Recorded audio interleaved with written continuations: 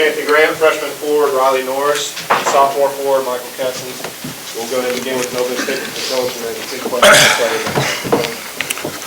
Well, we're happy to get the win tonight. I think you got to give Appalachian State credit. I thought they did a great job tonight with their energy, with their effort. They've played a challenging schedule. I think their record doesn't indicate how well of a job Coach Fox is doing with his team, and gave us everything we wanted tonight, but proud of our guys for being able to stick together and make enough plays tonight, both offensively and defensively, to be able to come out with the win. Go ahead and take questions for the players. Start with Cecil. Yeah, for both players, and on the last possession, it looked like, first of all, y'all went to a bigger lineup and you switched defense. How did you defend their last shot? How did you see it? Coach just tried to put us in the best defense possible for them to defend the play, because we didn't really know what was coming, and we just knew we had to be aggressive, make them take a difficult shot, and I think that's what we did. We defended well in the last play, and shut the game up. Yeah, just like Mike said, Coach put us in the right positions, and we just had to make the right play, get out on their shooters, because they had some knockdown shooters, and that's it. Riley, on that last play, what's kind of going through your mind? I know you were right there to kind of force a long shot by the guy. Yeah, we were in a switching defense, and so we're switching all screens, and so I just had to protect the rim first, and then saw the guy coming off more like a flare screen, so I switched with Retton and contested the shot. Your nose was bleeding. Did you take a shot, or what happened? Yeah, actually Riley tried to save the ball in the first half and threw it, and it ended up right in my face. Mine was kind of sensitive because I had some issues with it last year, but nothing serious. It was just bleeding and bleeding. So. And also you had the double tonight. Just what was working out there for you offensively and also Coach said that they were an aggressive team, and I give a lot of credit to their big men because they did a hell of a job on the glass, and they were really competitive and pushed us. But yeah, he said they gonna come out and attack us, so we gotta attack them. And I think we did that on the glass. That was what I was trying to do, and it worked out well for me. Yes, Mike, you guys had some pretty tough games as of late this week. How much is that going to help you guys kind of get your legs back under you? Yeah, well, we had 4 games in the last 9 days, I think, something like that. So, it was tough physically. We wanted to get this last win because before break we didn't want to have a mental breakdown. It was a tough win, but we got the win. So now we got a couple of days off. We're going to enjoy that and get ready for the UCLA game on Sunday. Anything else for either of the players? Did you go to Sweden for Christmas? No, Switzerland? No. Anything else? All right, you guys are good there? I guess. Thank you. All right.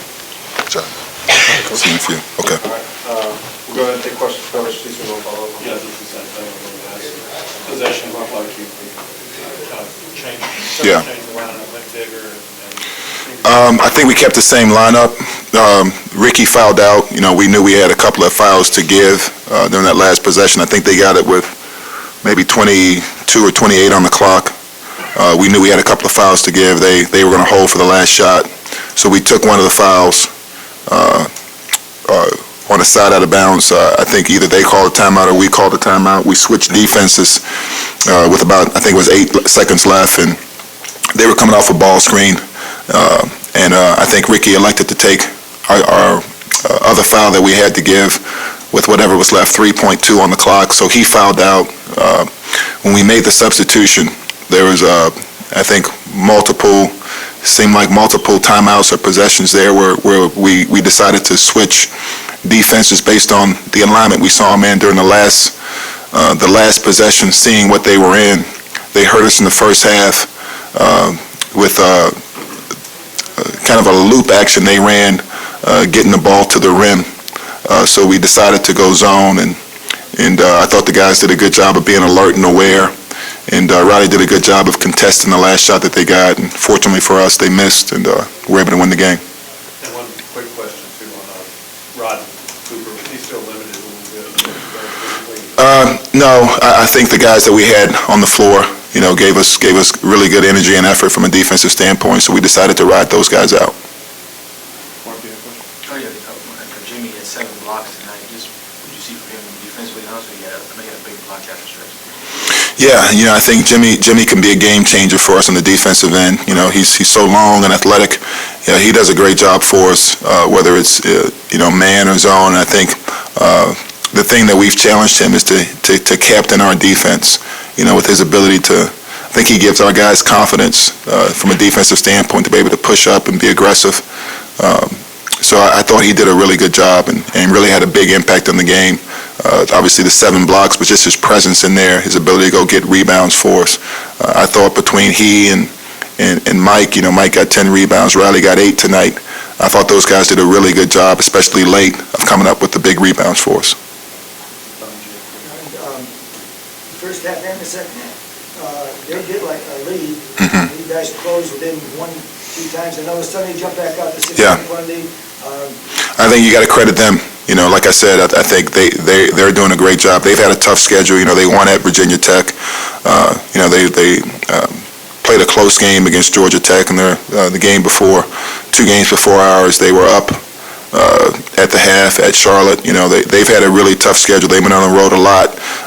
But what you always want to see with your team is to become resilient through that, and I think they're doing a really good job. So, but proud of our guys, because we had to be able to respond to that, and to stay the course. We had some costly mistakes where we gave them opportunities to get easy baskets. I thought, early in the game, we didn't have the same intensity from a defensive standpoint. They were hot. They were able to build a little bit of a lead. In the second half, I thought their energy early in the second half was better than ours. So, we had to make some adjustments to try to make sure that we had the guys on the floor that were willing to play hard together and understand that regardless of what was happening on the offensive end for us, whether or not shots were falling, that we needed to keep the intensity and that our defense could win the game for us. And I think that's what happened. Think about Mike Kessens' performance tonight, especially. It seemed like the nose was kind of bothering him for most of the game, but he was still up. Yeah, proud of Mike. Like he mentioned, he's been through a lot of either knick-knack injuries or major injuries that he's had to recover from. He came in tonight with a tweaked ankle from a couple of days ago, so he wasn't 100% on that and still nursing some other things along with the nose today. So I think it was great for him tonight to have that type of performance and to be able to come out with the win.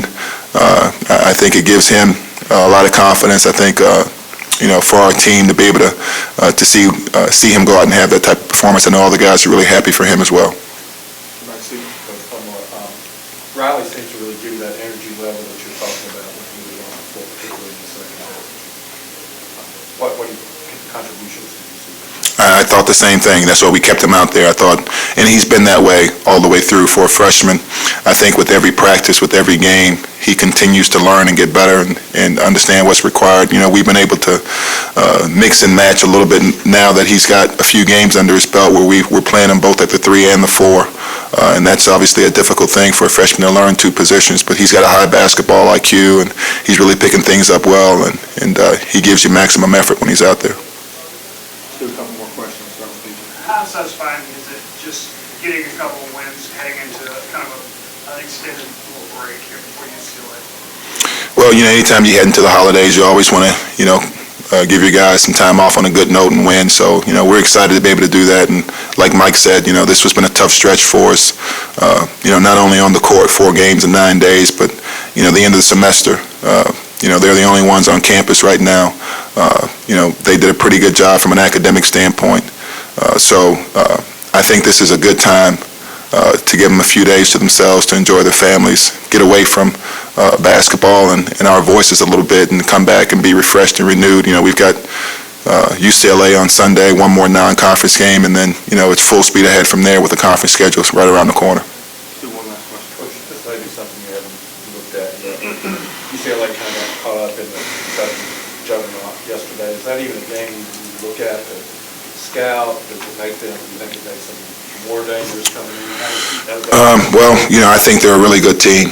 I have not looked at that game, and to be honest with you, I really haven't seen a whole lot of UCLA this year, so I'm starting from scratch. How much time I'll look at, obviously it wasn't a very close game, so I don't know if I'll spend much time, trying to delve into that.